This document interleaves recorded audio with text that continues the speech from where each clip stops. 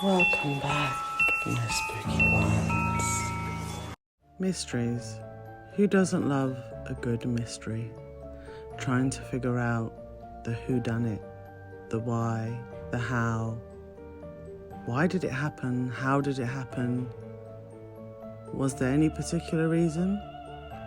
Or is this just one of those things that just can't be figured out? I personally hate cold cases. I like to find the answer, and in this case that we're going to talk about today, I feel like we have found the answer. But I guess, of course, it all depends on what you believe in. And I believe that there are always going to be consequences when we stick our noses in places that they don't belong. Now, for some of you, you may not agree with this sentiment, or you may not agree with me by the end of this video, and that's perfectly fine. But on this channel, we do talk about the strange, the unusual, mysterious, and paranormal, and folklore, of course.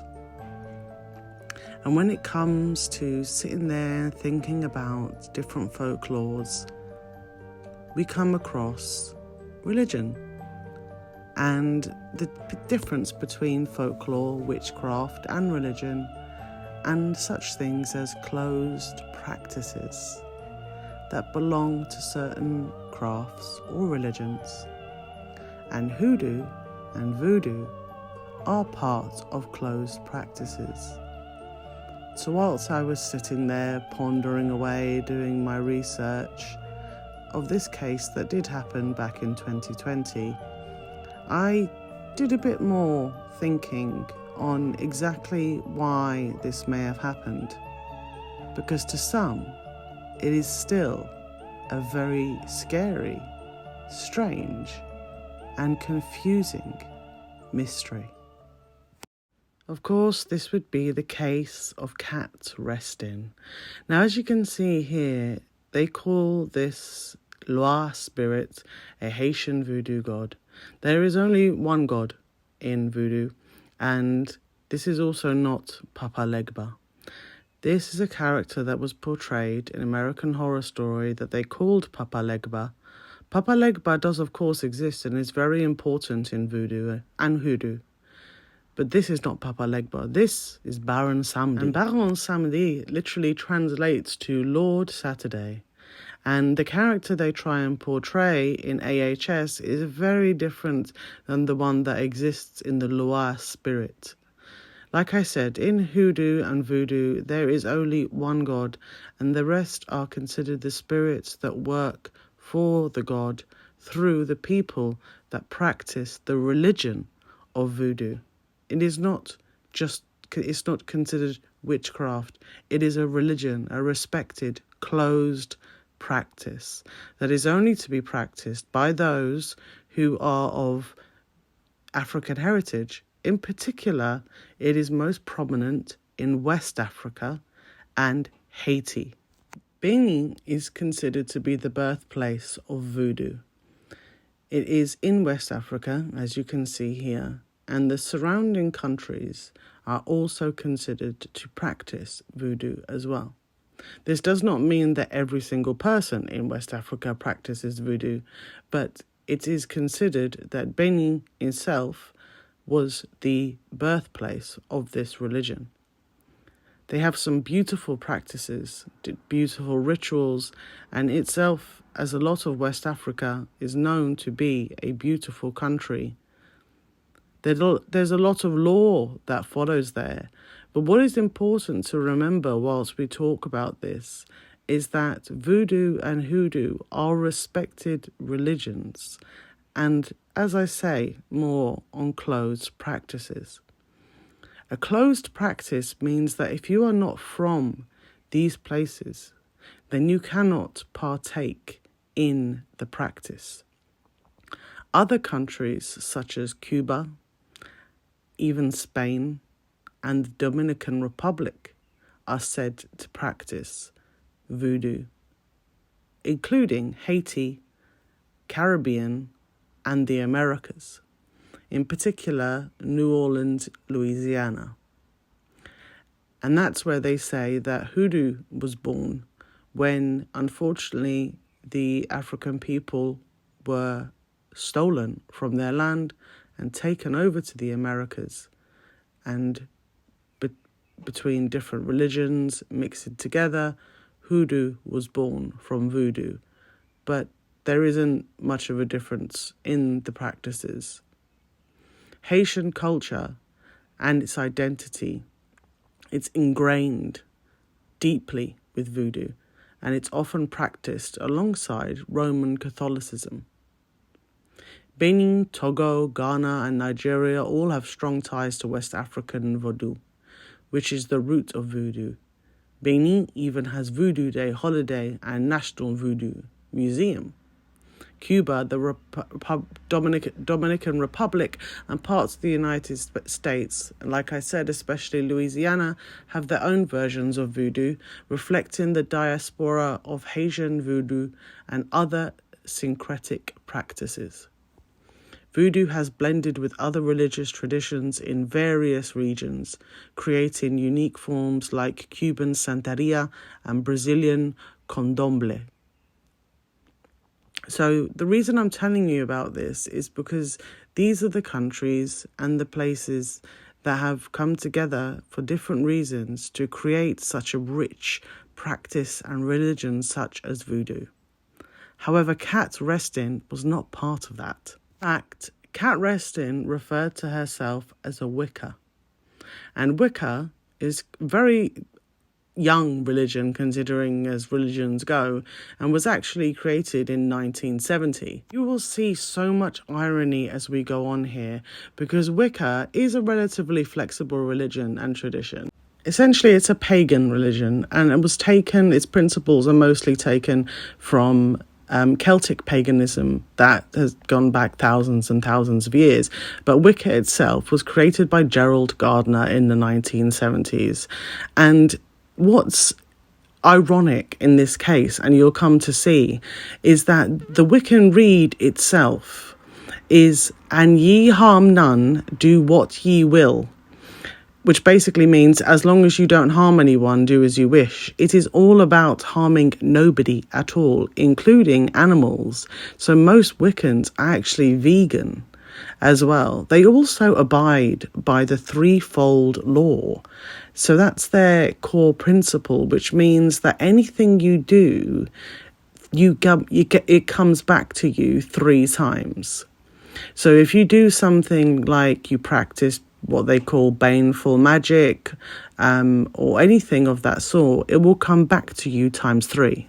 The reason I mention this is because, like I said, Kat considered herself a Wiccan, and Wicca has taken from other practices as well. As you can see by this picture, the reason I'm showing it is because she is burning white sage, which actually belongs to the indigenous people of America.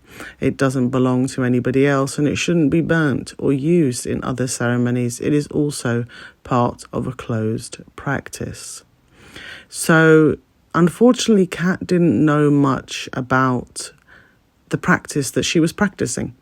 And again, with the pentagram, which is very misunderstood, as you can see here, it's a 5-point star. It actually represents the 4 elements of earth, fire, water, and air. The 5th element being spirit, which is nature that is all around us, in us, part of us, humans, animals, and everything. So all in all, it's not to say you can't protect yourself with it, but it is a far cry from voodoo. And it most definitely is not something that Kat should have been mixing with Wicca. As I said, voodoo is a religion.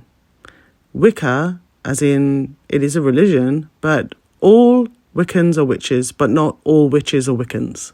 And that's something important to remember.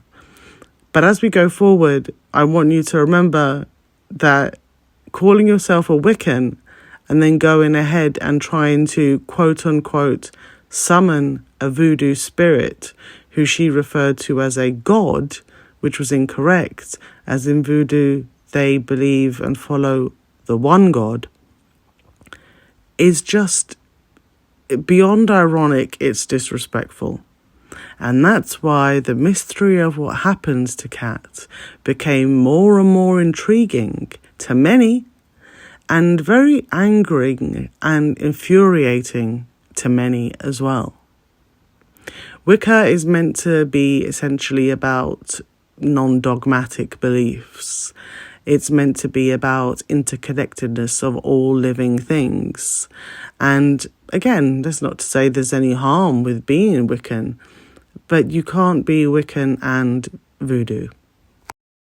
And now I would like to come back to Baron Samedi.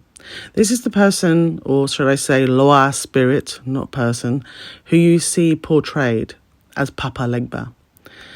They picked the completely wrong spirit, and as you can see here, he is often depicted as well-dressed, skeleton appearance, sometimes with a top hat, sunglasses, a cigar, embodying a blend of mortality and somewhat playful, even humorous demeanour. Baron Samedi is the guardian of the dead, and he is considered the master of the cemetery and the guide for the deceased as they enter the afterlife, ensuring a smooth transition. Despite his association with death, he is also linked to sexuality and enjoys a good time. He is often depicted as very charismatic and playful figure. He can be known as a trickster and negotiator. Baron Samedi is known for his shrewdness, ability to negotiate, and tendency to make deals. He's not a fearful figure. Although he is associated with death, death is part of life. He is not seen as cruel or terrifying. Instead, he is regarded as a guide and a protector for the departed. He represents the cyclical nature of life and death, overseeing both transitions and the world of the deceased. Baron Samedi is honoured in voodoo rituals, and his presence is often invoked for protection, guidance and healing, particularly in dealing with issues related to death, illness or magic. He also has his wife, Madame Brigitte. Sorry for my pronunciation. We'll try that one more time. Madame Brigitte, who is also a Loa associated with death and justice. They are depicted as a very powerful couple, together to oversee the affairs of the dead. This Loa is a spirit, Papa Legba. Papa Legba is often shown with keys, his dogs, a pipe, a cigar sometimes, and he is seen dressed very casually. He is believed to have originated in the kingdom of Dahomey, now known as Benin. Papa Legba is a very prominent figure in Haitian voodoo and West African-based religions. He is the spirit of the Loa and the crossroads, a gatekeeper and a communicator between the spirit world and humans, which is why I can see they got Papa Legba and Baron Samedi confused. However, they are different Loa. He is seen as the one who opens the door to the spirit world, allowing spirits to enter and humans to communicate with them. Papa Legba is known for his ability to speak all human languages and is often depicted as an old man with a cane. His name and symbolism are tied to crossroads, representing the meeting point of different worlds and pathways. A lot like Baron Samedi, some say that he can also be portrayed as a trickster, playing pranks and causing mischief.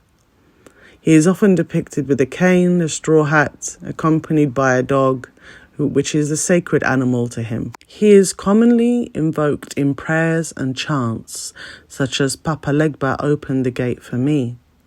In some regions, Legba has been synchronized with Christian saints like Saint Peter. This is Papa Legba's symbol.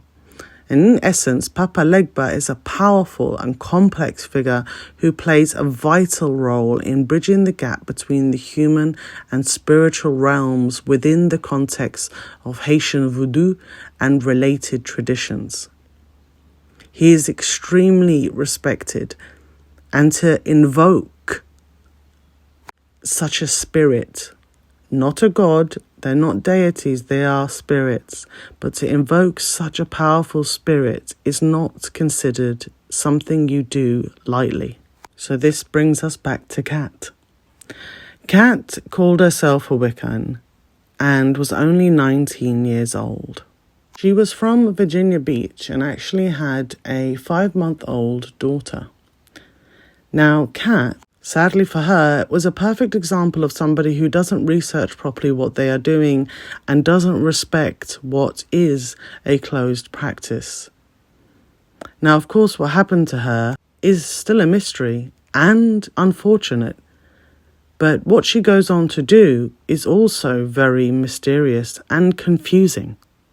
As you can see from her tweet here, she gets quite angry when people try to warn her about what she's about to do by using a puppet, or here it's literally a doll that looks like it's made from straw.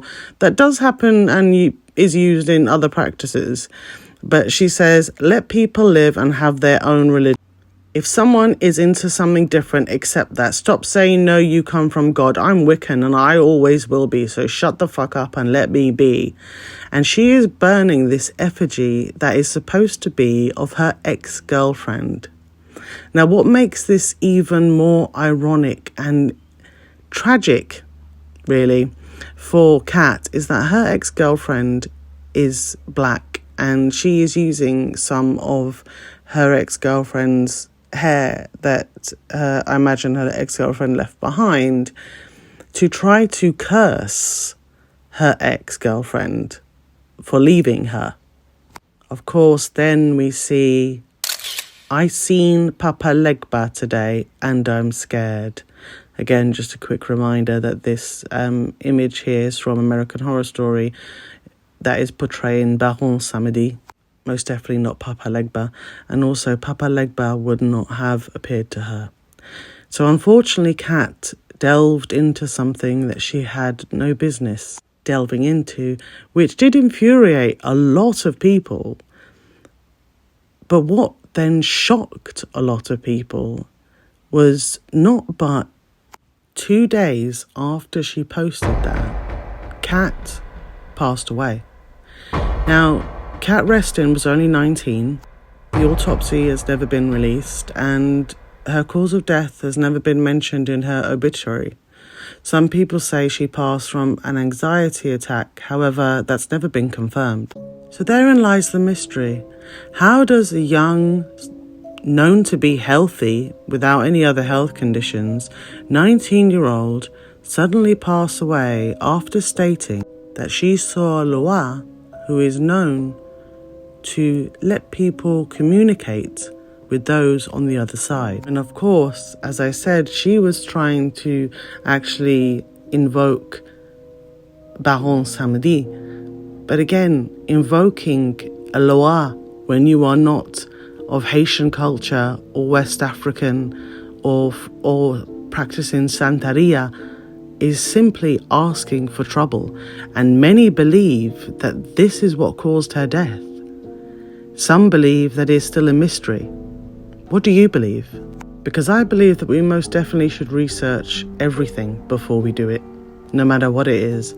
And we should not put ourselves in places we know very little about and do not belong. Before I wrap up this video, I would like to include a TikTok from somebody from 2020 when this happened, who wraps it up quite well. So please watch this with me for educational purposes. Disclaimer, I don't know what took this girl out, but for the sake of this video, let's just say it was voodoo. It's a closed practice for a reason. If you were not born or invited into voodoo, hoodoo, vodou, santeria, don't touch it. It's not witchcraft, nor is it pagan. The Loa are not gods. They're spirits who serve the one God, and they're not your friends either. I'm of West African descent. I have family in Virginia and in Louisiana. And yes, we're Creole. I was born into it. It's in my bloodline. I met this one white boy last year who told me he tried to summon Agwe, the Loa of the sea, with some fucking internet ritual. A ritual he said he was too lazy to finish. His family got hit with bad nightmares and the paranormal. And I asked him, why did he need such a powerful Loa? I don't remember, TBH. I was kinda just fucking around with something I shouldn't have played with like a toy. This is Papa Legba, the Loa of Crossroads. This is not Papa Legba, this is the Baron. He's basically our Grim Reaper. Appropriation can be fatal. Black culture is not a toy.